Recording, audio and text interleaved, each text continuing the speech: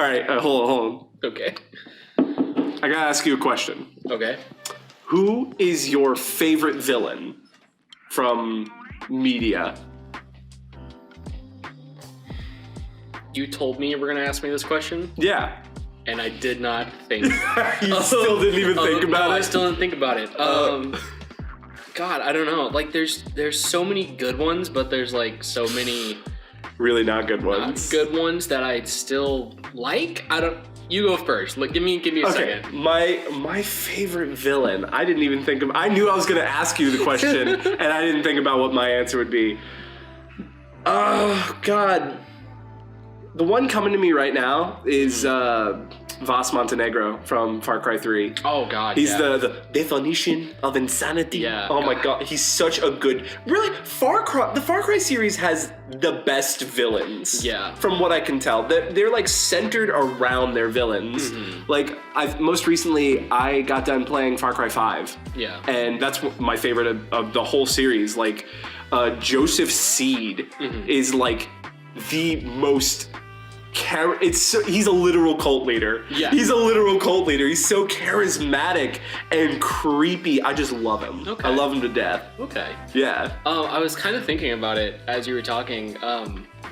Red Dead Redemption has. Yeah? You would almost say the villain is Dutch. No, I would say the villain's Micah. Yeah? Yeah, I would say because Dutch. well, Dutch is manipulated by Micah. Yeah, I Micah guess. poisons him. Yeah. Dutch starts listening to Micah, and that's Dutch's mistake. Yeah.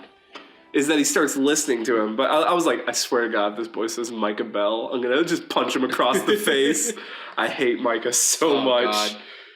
God. But like, I don't know. There's a lot of villains out there, and I can't. I would say Dutch is definitely.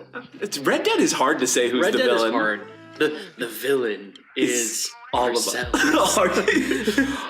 I got some. Well, okay. What do you think it is about villains that really just like captivates people? Yeah. About a really good villain. Because there are some people who prefer villains.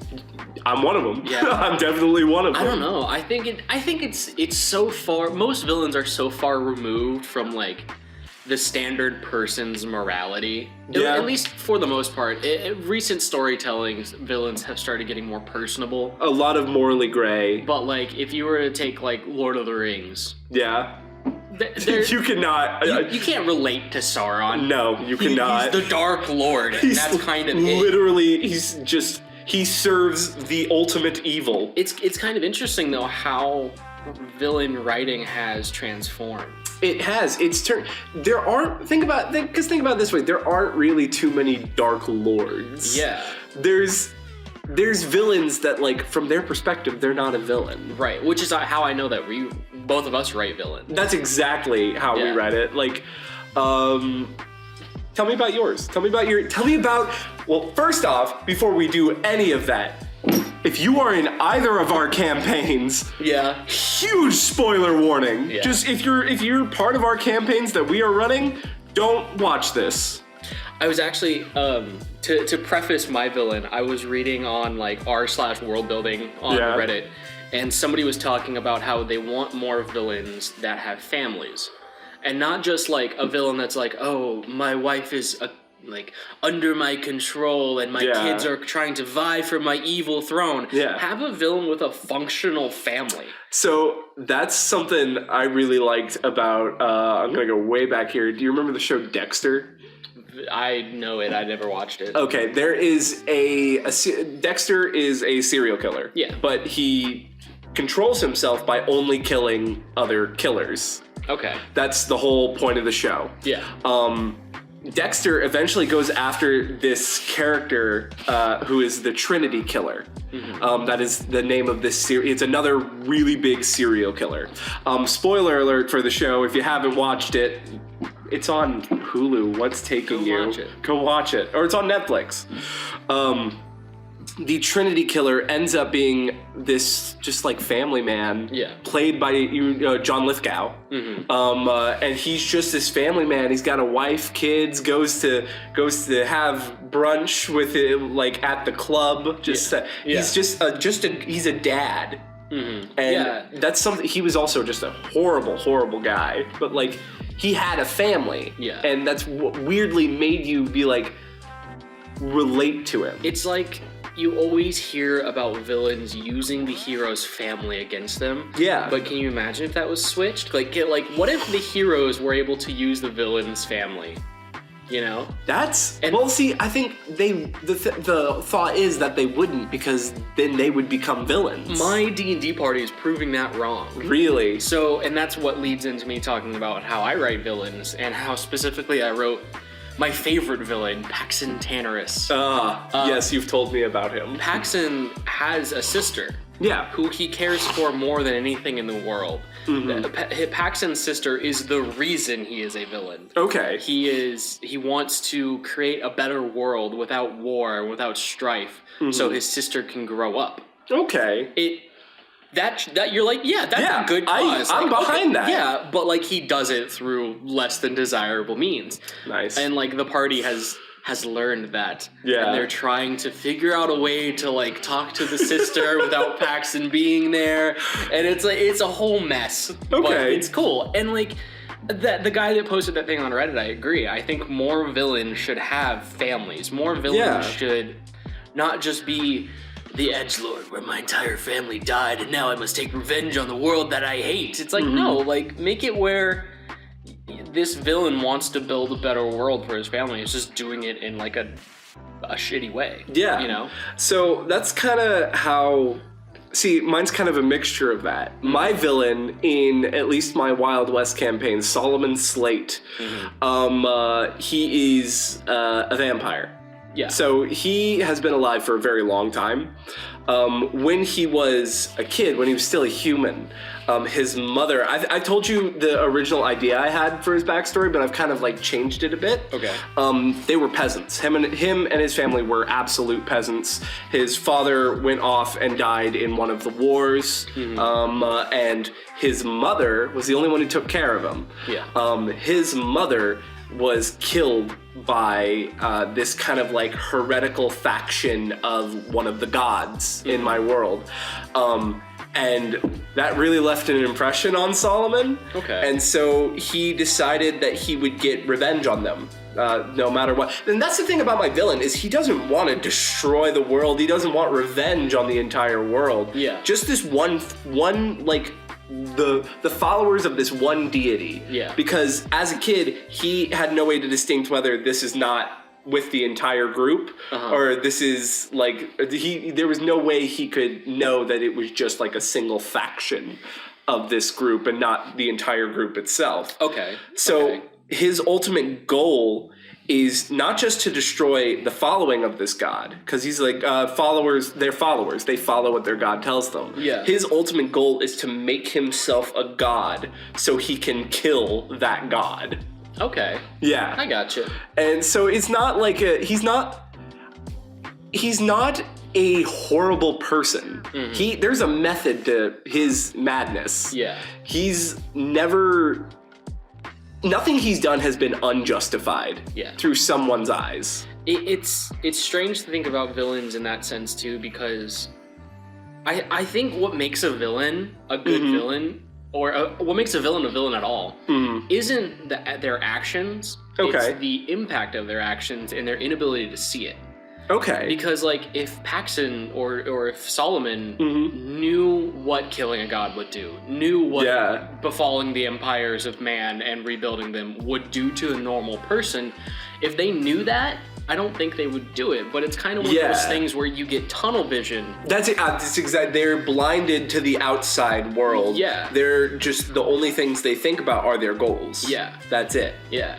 Well, like in your traditional like hero sense, you always get the mentor character that's like, you must think about the consequences of your actions. Yeah. Like, that whole thing. They always get the person who gives them the call to adventure. Yeah. The Gandalf. Yeah. But with a lot of villains these days, it's no longer they're evil because they're bad. It's now they're evil because something turned them bad. Yeah, like we said, there's very few Dark Lords. Yeah, no one's born evil. Yeah. No one is like an accursed child born under the black sun. Yeah. No, it's just Timmy had something really usually traumatic, that happened to them that made them a villain. I think I thought of my answer. Yeah? Like, officially. I know you haven't finished the book, but the villain from the R.A. Salvatore book. Icewind Dale trilogy? Icewind Dale trilogy. Yeah. The villain from that. I'm not going to go any further detail because I don't want to spoil it for you. Yeah. But if you've read it, you know. The villain from that is just, he's one of my favorite. It's well written. It's very... It hits all the right places where I'm like, damn, I get it, buddy. What's a okay, well, no, that's because I was going to ask you, what's a villain that, like, is, like, that from someone's angle could be viewed as the good guy? As a good guy. Or, like what's your favorite villain that's written like today's villains that you just don't like? That I don't like? Yeah, what's a villain that's like, you're just like, I just hate you. You just can't get behind it. There's gonna be so many just long pauses that we have to cut out of this. Yeah, like if it helps, someone that like, even if you understood their reasons for what they do, you just couldn't be behind them. I don't know. I can't think of any right off the top of my head. I've got one that inspired that question. Yeah. It is the Baron Harkonnen from Dune. Okay. He is technically, I'm not going to go into too many details. Yeah. I don't want to spoil it for you if you ever do end up reading it. Yeah.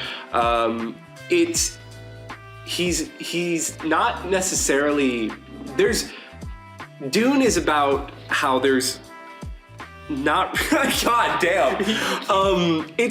He's not the only villain in the book at all. Not by a long shot. That's how the villain in Icewind Dale trilogy is. Yeah.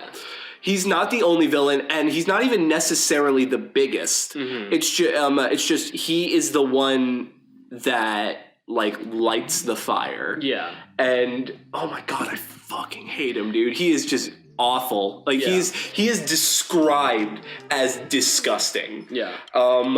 And he's also a pedophile, so I just can't get behind that. Yeah, that's fair. I mean, like if Frank Herbert learned anything, if you want to get people to hate somebody, just make them a pedophile. Yeah. That's all you got to do. Yeah. It's not necessarily one that's like written like a good guy, but you know what villain has always just been so lackluster to me? What? Alduin.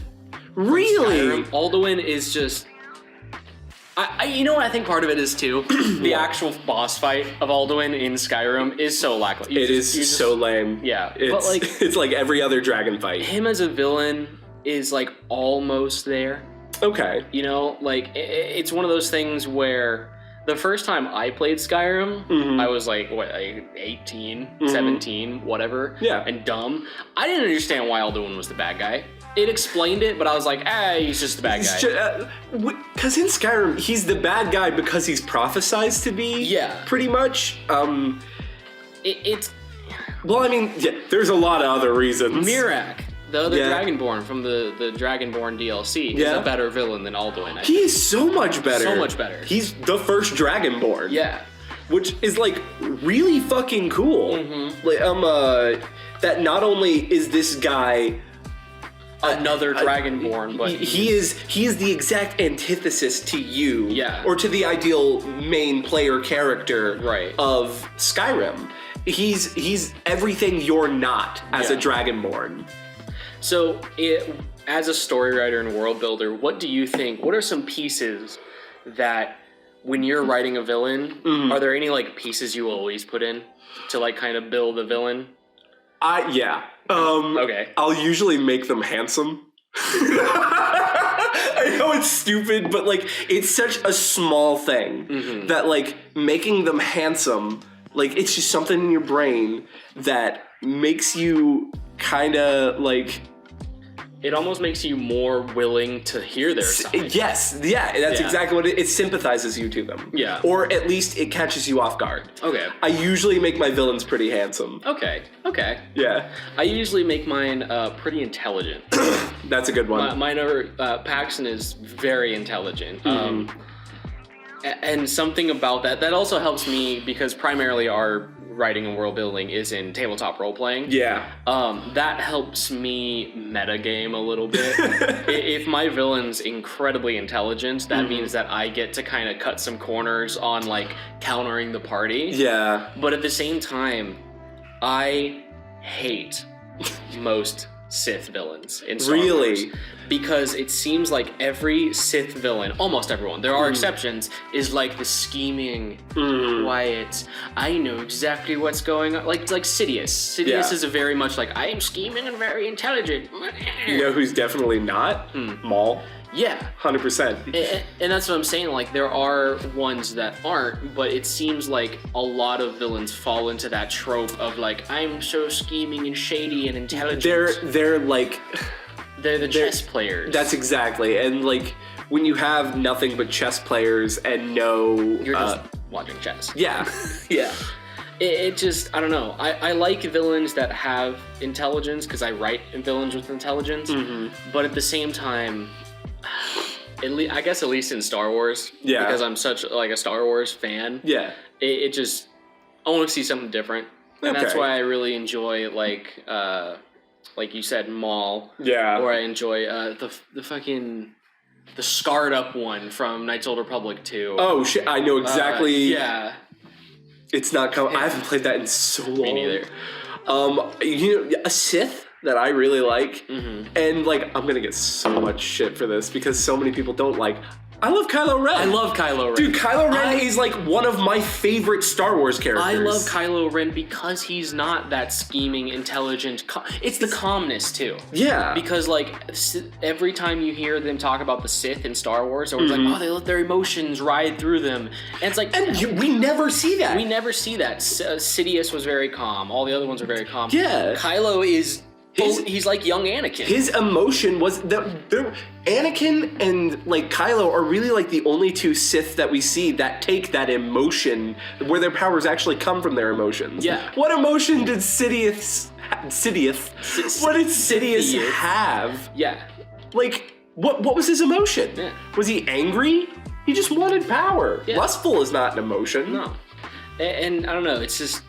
It's almost hypocritical of me because I hate that trope, but I write it a lot. Paxton is very intelligent, very scheming, but he's also quite charming.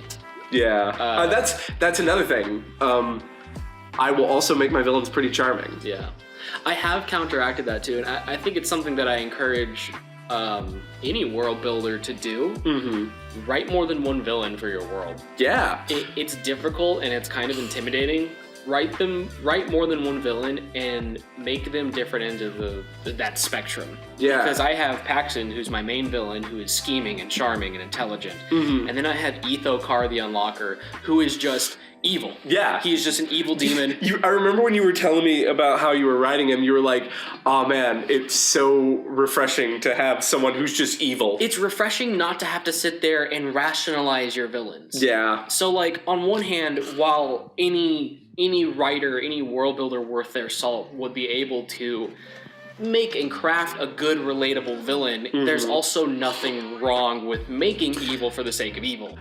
For mine specifically, so I have my main villain. I have Solomon, but I have several other villains as well in there, but they are kind of under Solomon's umbrella. Yeah. They're like different projects that he's working on to achieve his goals. Right. One specifically is, why am I forgetting his name?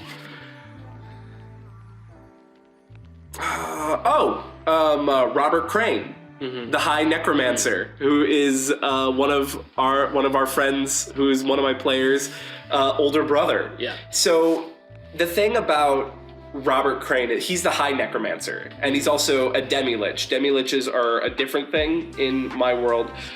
For my world, demi-liches are like half-liches, like a demigod, but a lich. With him specifically, he wasn't born evil, obviously. He was just born Robert Crane. Necromancy specifically corrupts people, which is why it's illegal it's because necromancy will corrupt you because it just originally came from the element of dark. That's where the powers of necromancy came from. Yeah. So it corrupts people. He's a bad dude, though. He is just fucking evil because necromancy made him just evil. Okay. So, like, you're not supposed to, like, you're supposed to be, like, kind of be like, I kind of feel bad that he, like, got, like, what's the word, corrupted. But, like, that's where it ends. That's where it ends. Okay. That is where you're not supposed to be like, I want to help him. Yeah. You're supposed to be like, I want to kill him. I have my current D&D party. I have players that want to help the villain. Oh my gosh. There's nothing wrong with. There's nothing wrong. It's more of, I think the point we're trying to make, or at least what I'm trying to make, is... They're coming for us. Speaking of villains. That one sounds like it could be a fire truck. It could be. It has that big horn. Yeah, true. A villain doesn't have to fit within the molds of a villain to be a villain. Yeah. But also there's nothing wrong with those molds. No, there's a reason that villains are villains. Yeah. Like, without a villain, there'd be no story. There wouldn't be. There would be no reason for the hero to go on the hero's journey in the first place. Yeah. And I think it's interesting that you brought up that in your homebrew, necromancy comes from the plane of dark. Yes. And I think that's kind of where it kind of changes when you start talking about fantasy realms. Okay. Because a lot of fantasy realms do have that designated area of evil. D&D, Faerun, that whole Forgotten Realms has, like, the designated shadow realms. Yeah. And, like, the evil realms. And that's why, like, we'll do a later episode about it, but that's why alignment is such a big deal in those settings. We'll talk about it on our alignment. We'll talk about that, but, like, the reason for that is those alignments are directly tied to a realm, and those realms are directly tied to being evil. Yeah. Being a villain. And I just think that's really interesting because there's not a realm of evil in the real world. Yeah, the world itself is the realm of evil. No, because, like, there's shades of gray in everything. Yeah. Absolutely.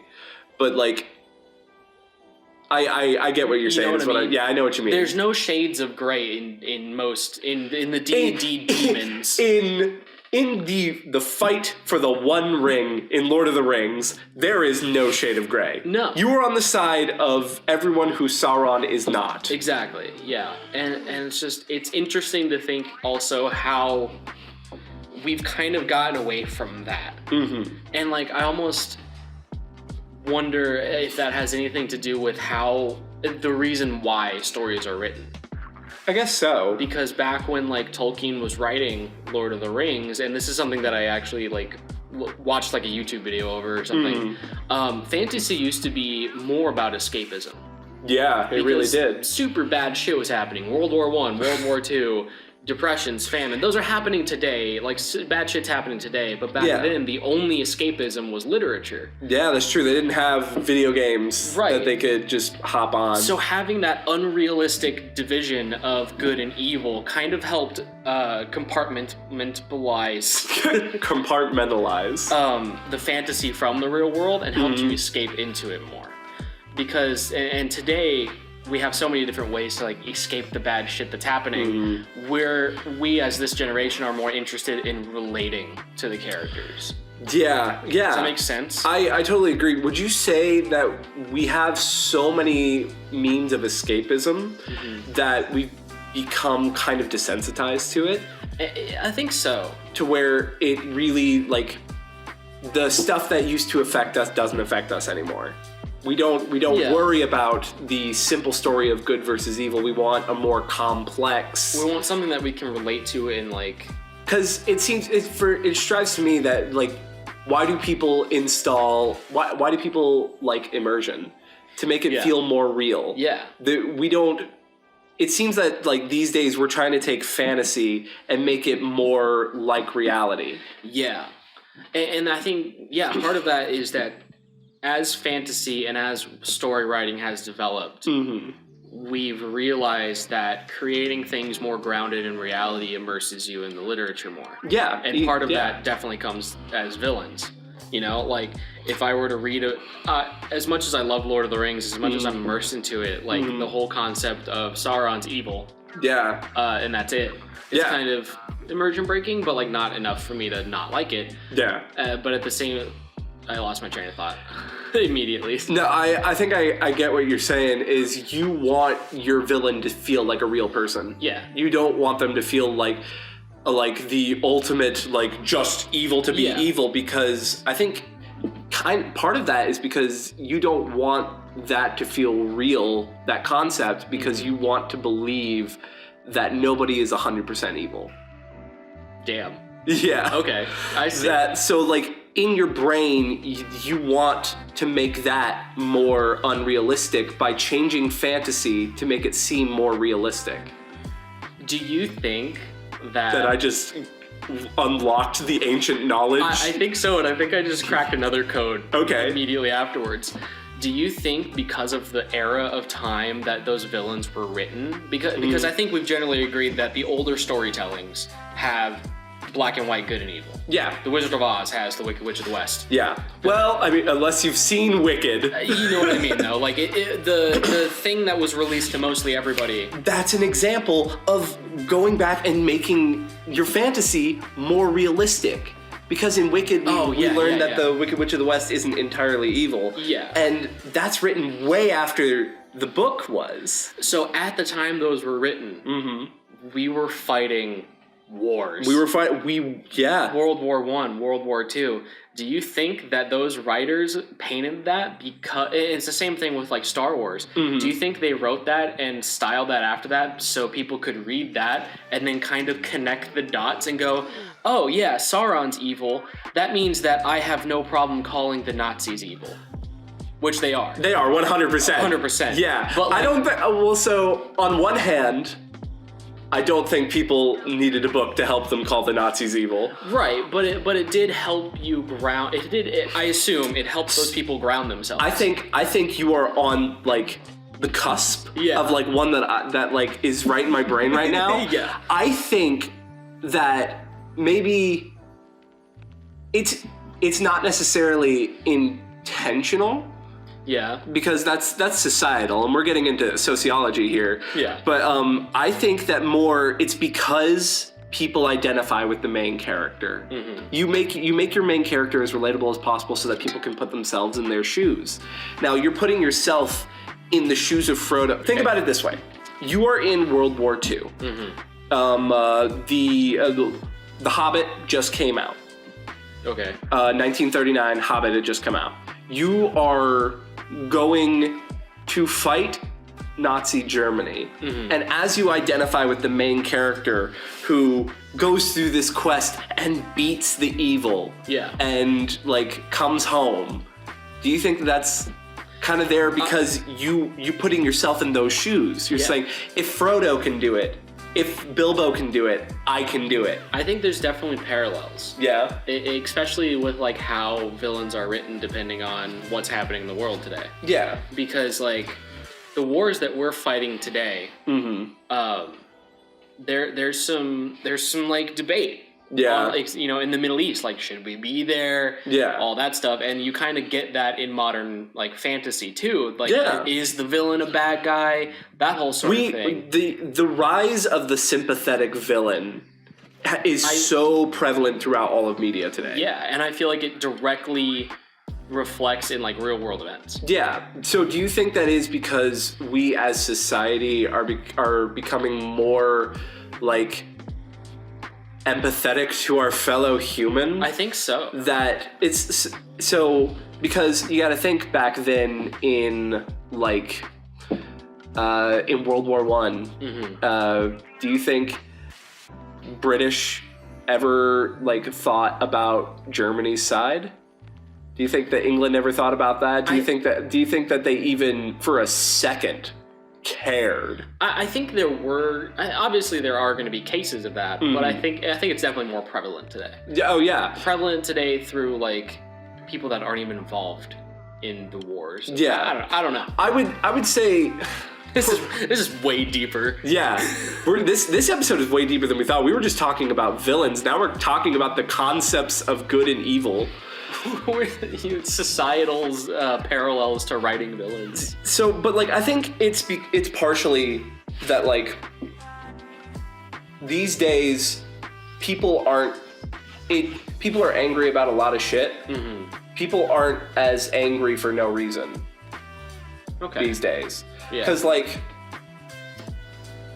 oh man, because you gotta think about like I had it and I lost it and got it again. You gotta think about like Black Lives Matter. Yeah. Black Lives Matter is angry for a very good reason. Yeah. But there's not really anybody angry for no reason, and then because like everybody else who's not on the side of Black Lives Matter is angry because they're usually racist. Yeah. They're usually pretty racist. Yeah. Like no one's angry for no reason. I got anymore. I got you. Yeah. Yeah. I feel that. What the fuck are we talking about now that I'm thinking about I it? don't know. Like, let's bring this back to villains and storytelling. Yeah. So, writing villains. Writing villains. You usually make them attractive. Yes. We both tend to make them charming. Duke's being a villain right Duke is being a villain by interrupting this recording. So I'm Yeah. gonna sell that dog to an old ship captain. Yeah. He'll get rid of the mice on the USS. He'd do a fantastic job. Yeah. Let's see. I'm trying to think. I had other thoughts earlier about like before we started disassembling society and literature's effect on society and vice versa. Why don't you just like writing just evil villains? So what is it about a villain in your story being slightly sympathetic? What is that doing for you that just an evil villain isn't? Honestly, I think it's not doing anything for me. It almost feels like an obligation. Really? I feel like as a writer and as a world builder, I am obligated to give my readers, my audience, my players, whatever it might be, more than just the black and white cookie cutter villain. Okay. But at the same time, like I definitely encourage any writer, any world builder to make a couple villains out of those cookie cutter black and white villains. Yeah, like there's like... Especially in fantasy. Yeah. Now, when you start going into like science fiction and stuff, when you start going into like different genres, then like they're kind of different for each, because I don't think black and white cookie cutter bad guys belong in a like super grounded science fiction that's not like Star Wars.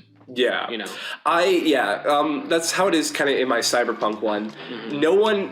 There are no black and white cookie cutter villains. Duke wants in, dude. Yeah, he does. Everybody, like even the corporates, the big old corporate agents. Yeah. They're villains because they want money. Yeah. They want money and power. They're getting something out of it. That isn't the destruction of the world. Yeah. Yeah. I had another thought. You don't know cookie cutter villains.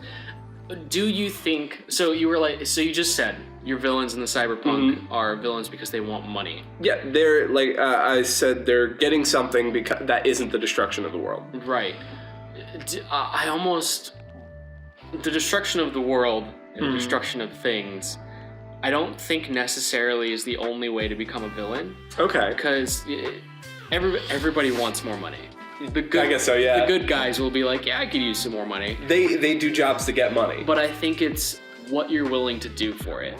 Okay. I think it's less the ends and more the means that makes a villain. Yeah. So you can have a character that's like, oh, I want to bring on the destruction of mankind. Yeah. But it's how they get there that truly makes them a villain. I'm like trying to think, how would you make someone who wants that not a villain? Yeah.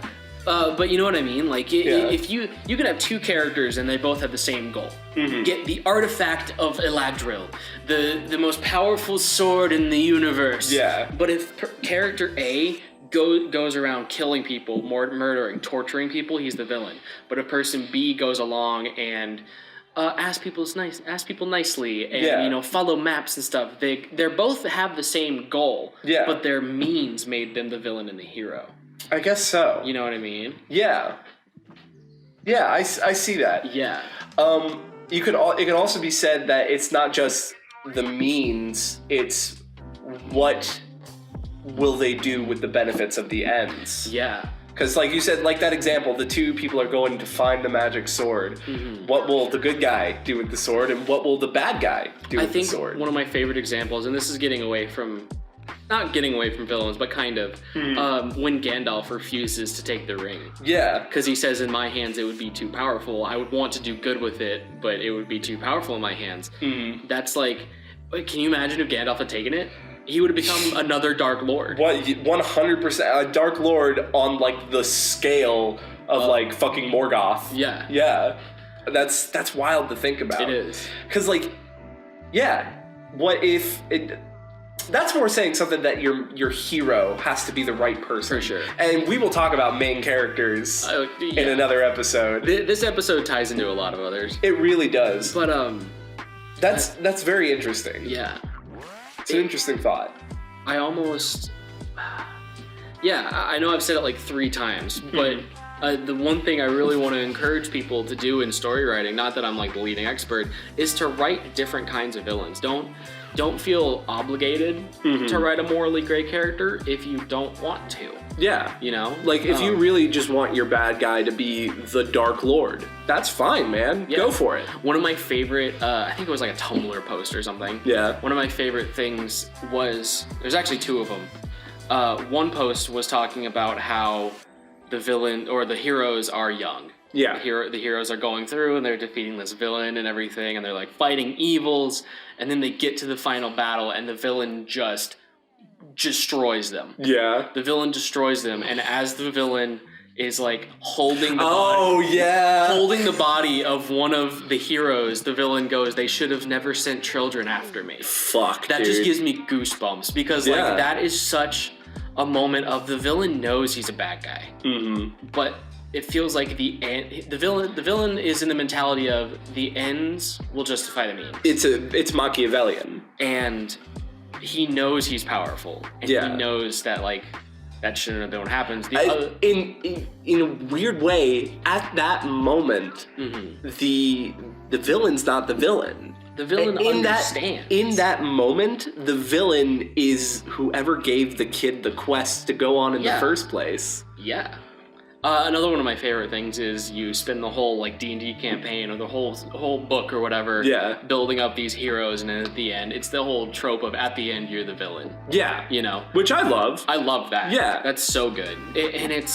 That almost counters the point that we were making earlier, is at the end, even though you've gone through all of the means, the end is you're still a villain. Like there's so many layers to writing a villain. That's one of those thoughts that like, say this man, let's use John Wick as an example. Okay.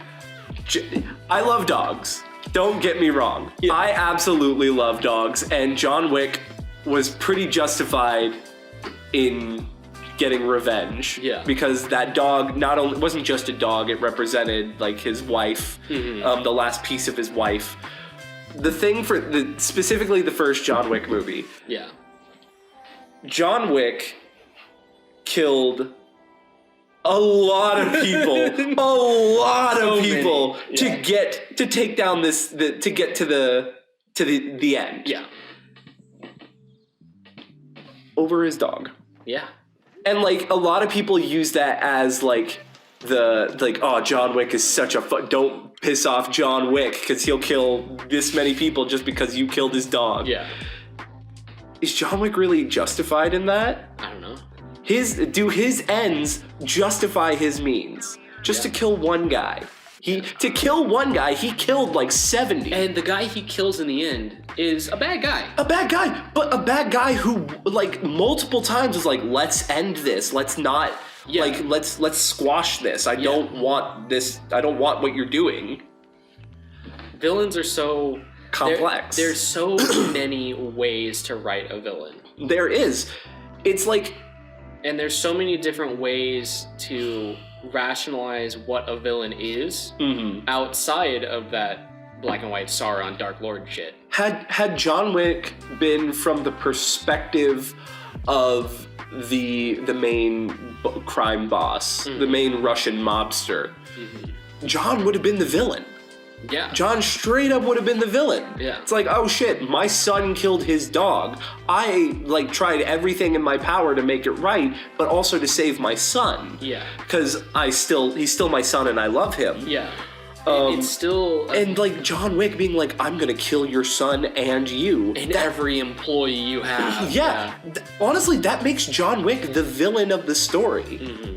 It's a lot about perspective. Yeah. You know? And that's the thing is like these days we're very big on seeing from the villain's perspective because we want our villains to be real people. Yeah. And again, that ties back to we want to, in the real world, no one is black and white evil. There is no one who doesn't believe they are justified in what they are doing. Right. And it's one of those things where today we want to be more immersed and we want our fantasy to be more grounded. Yeah. While like back in the day when people were writing black and white villains, it was escapism. Yeah. It's no longer escapism. I think that ties back to you said that back in the day we had a lot of shit to escape from, usually war. Yeah. These days, and like I said, we've become so desensitized to escapism that it's almost become our second reality. Yeah. We are trying to make it more reality because we want to relate more now. Yeah. We don't want to escape. Yeah. We want to relate more. Yeah. God, there's something else I was gonna say. I keep thinking of things as we're talking, and then it just leaves, and then I'm like, oh wait, this is when I was supposed to talk now. You know what's always funny to me? Villains are like we said, we write villains charming and attractive and stuff. Yeah.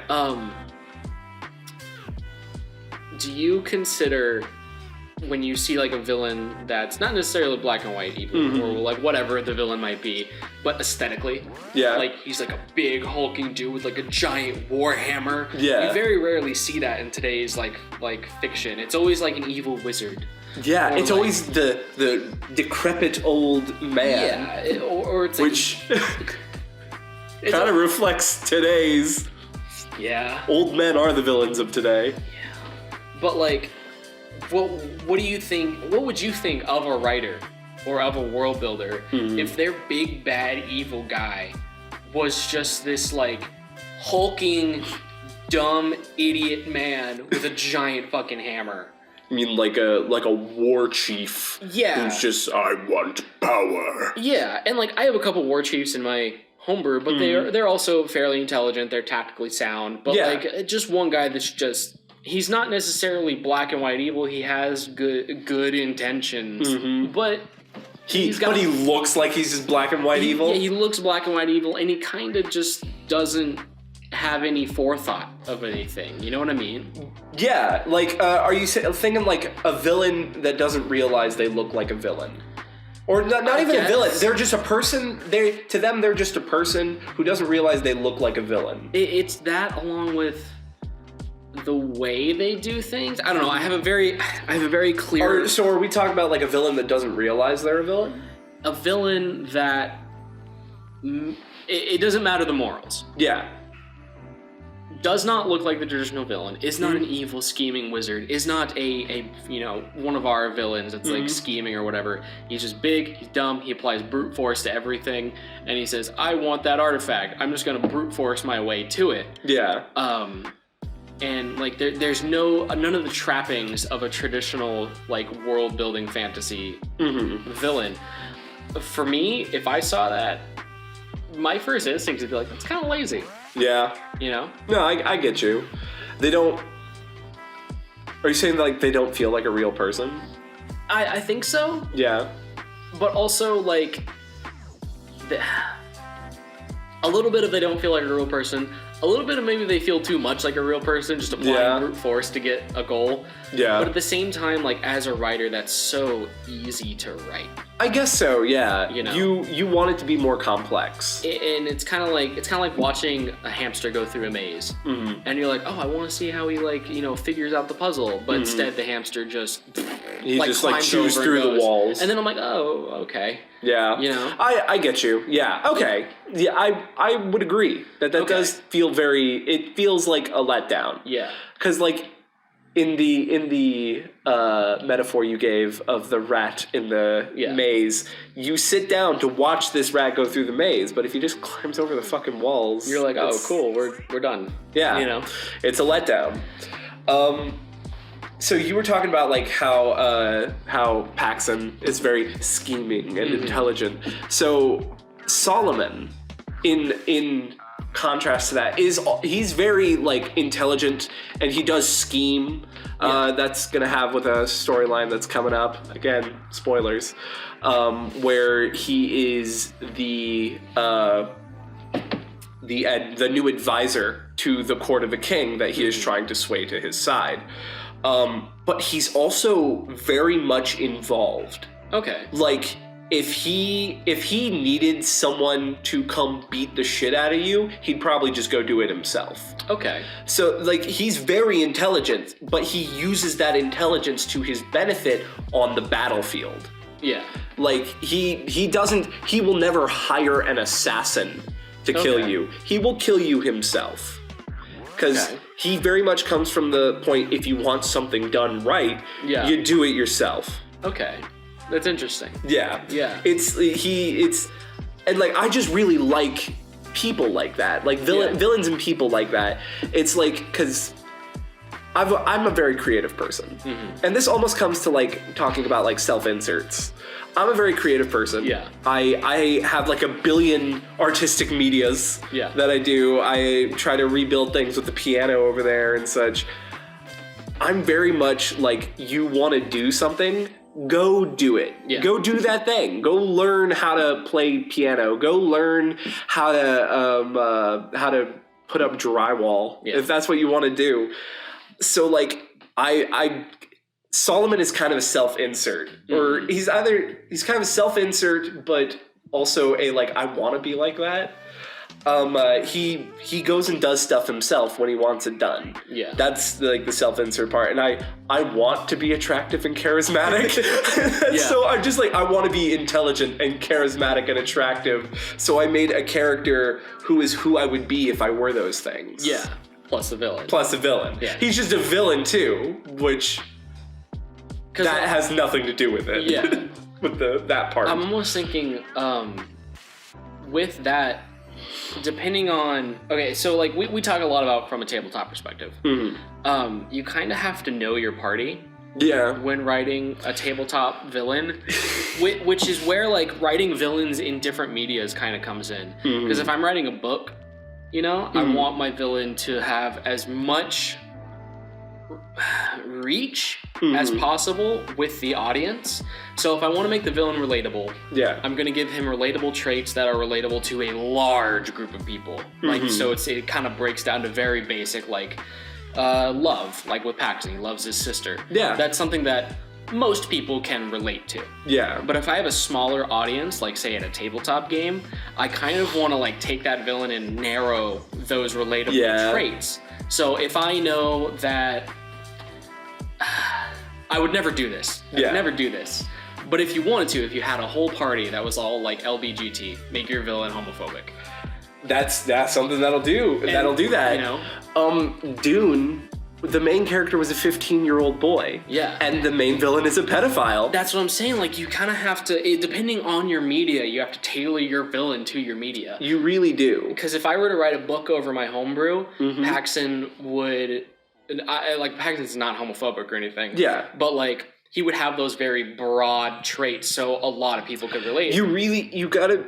If you want your villain to not turn the party to their cause, you really gotta make sure that your party will hate him. Yeah.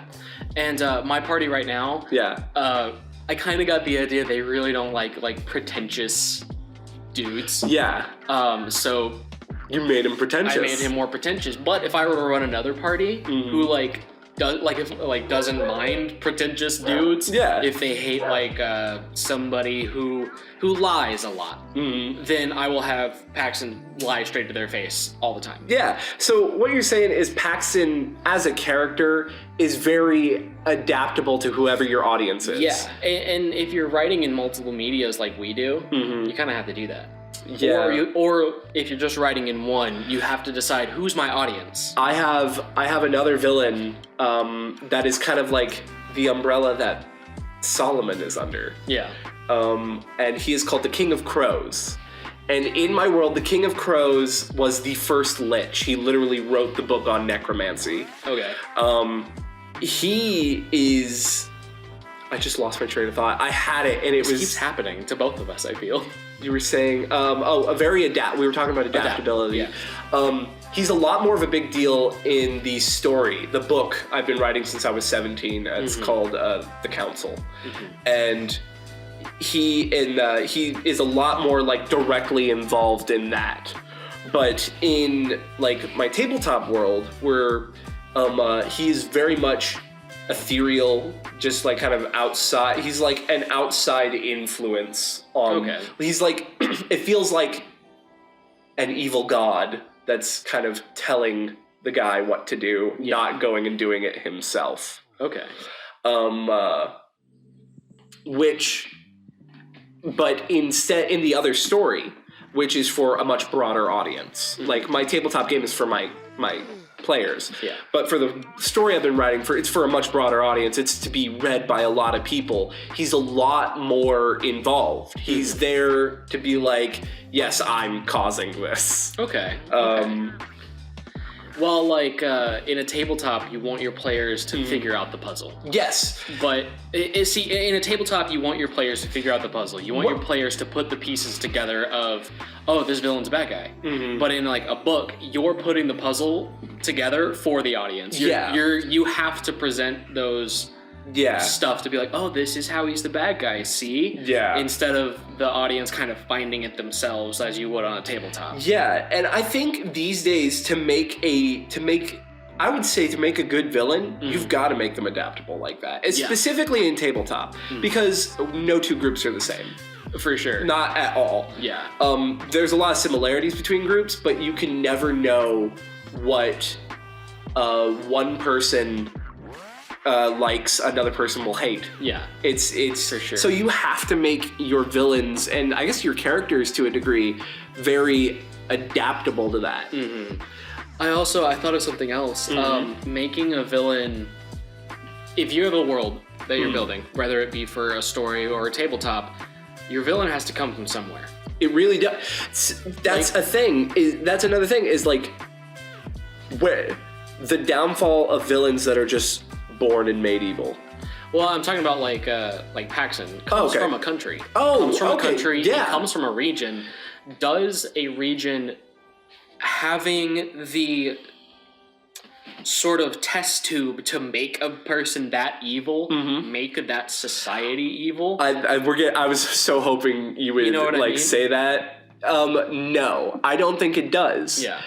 I don't think there are evil places. I agree. There are no evil places. I don't have even like my plane of dark. Those are the two planes that existed before Orvis made the elemental planes. Was light and dark. Orvis was the like ruler of the plane of light, and in the plane of dark was his sister Dekna. Even in the plane of dark, Dekna's not evil. Yeah. She's just dark. She's the opposite of Orvis. They're siblings.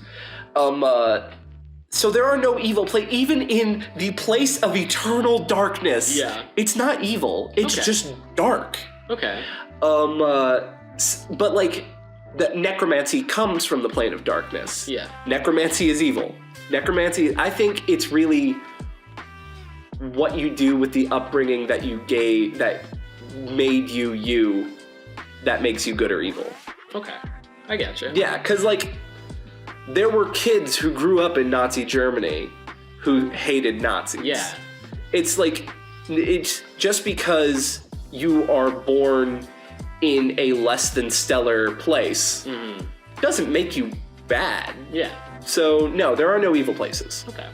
Because I almost feel, because the brain process I was going through when thinking of that question was my orcs in my homebrew. Yeah. I know you love orcs. They're my favorite. One of the other villains is an orc chieftain. Yeah. Who is trying to reunite the orc tribes to go and take over a nearby human settlement. Very, very standard. Yeah, standard orc stuff. But there's like factions within the orc tribes that are like, no, let's not do that. But it's almost like if orcish society has the kind of this what's the word I'm looking for? The situation, the factors to make a person a villain. Yeah. Why hasn't that society fixed that stuff happening? So that not make villains, you know what I mean? Does that make sense? Yeah, no, I get that. That kind of comes to, there are a couple factors. One, they might not realize that those factors make a villain. Okay. They might not realize where this comes from because they haven't looked into it. Yeah. Another thing is we could use a totally fictional example of not a real thing in the real world at all, is that society is run by those villains, and the society itself is held captive. Don't know a real place like that at all. Couldn't tell you. It doesn't make that place bad. I got you. Just because of those factors. Like, they could be put there by bad people running the place, or like the society just doesn't even realize that they're there. That's what I was thinking. It again, that would be why. Yeah. Yeah. That I was just wanting to know your thoughts. Oh, okay. I'm on the same exact page. We're hitting about almost an hour here. Let me ask you let's get on one last question. Okay. What is your least favorite villain in media? Who do you hate? Alduin. Okay, it's still Alduin? It's still Alduin. Really? I don't know. There are a lot of villains I don't like, but I can't think of any off the top of my head besides Alduin. Okay. I don't know. For me, the Joker. I cannot stand Alduin and the Joker. I can't fucking stand the Joker. Yeah. I hate him as a character so much. That being said, I loved the Joaquin Phoenix movie. Yeah. Thought it was great because he wasn't the traditional Joker. Yeah. But like, I hate the Joker. I cannot stand, and it's just terrible. He's terrible. Thinking of the Joker made me think of DC. Yeah. Which made me think of Marvel. Okay. Which made me think of Thanos. Yeah, Thanos is another one of those. He's a good villain. Yeah. But like, so here's the thing. Thanos in the comics and Thanos in the movies have very different goals with what they were doing. Thanos was trying to kill as many people as possible because he was in love with death and he was trying to impress her. In the movies, he was a bit more justified. I much prefer the movies, but also that led into my brain the phrase "cool motive, still murder." Yeah, cool motive, still murder. Yeah, and that's. I almost am worried that in some situations, villains might be too relatable. That's a thing. You make your villain so relatable that it doesn't become cool motive, still murder. It's just cool motive. Yeah. Yeah. All right, I'm on. If you make your villains too relatable and like if you make them too justified, you've basically just made a murder hobo hero. To a degree, yeah. And like that's kind of a dangerous line you have to walk, especially if like you're a successful story writer, if you're a successful world builder. You've got to make it possible. You've got to make you almost have to give your villain one thing about them that will just absolutely destroy a portion of that relatability. Which, for the most part, is stuff like genocide. Yeah. Or like, murdering of innocents. Or, like again, as an example, the Baron Harkonnen, make him a pedophile. Yeah. It's like, because there are other aspects to Vladimir Harkonnen. Yeah. To what he wants his family to be on top. He does care about his family to a degree. Yeah. Even if it's just the name. But like any relatability that you would have had for him is destroyed the second you find out he's a pedophile. Yeah. Yeah. For sure. It's yeah. I don't know. I thought I had another thought. I think that's a good question to leave it off We should tell people why we're dressed up. I got my face paint on, and you're wearing a medieval tunic. Yeah. This should be released about the time. I don't know if it's released. Depending on which video comes out, they will either know or not know. If you don't know, we're doing a video, Eat Like Adventurers. We are. We're basically loading up on fruits and dried bread and cheeses and shit and just eating it for a week. If it was available in the 1400s, we can eat it. So go check that out. And while you're at it, go ahead and drop a like, a comment. Yeah. Tell us your favorite villain. My favorite villain, No, like the audience, tell us your favorite villain. I looked at you. I don't know. You looked at me and I was like, did I say my favorite villain? Did you say your favorite villain? I don't know. Who's your favorite villain? Voss Montenegro from Far Cry 3. Right, okay. Tell us in the comments, who's your favorite villain? Let us know. Yeah. And why. And stay tuned for the next episode. We don't know what we're going to do, but we have a whole list. We never know. We never know. And Yeah. Kiss your dads. Square on the lips.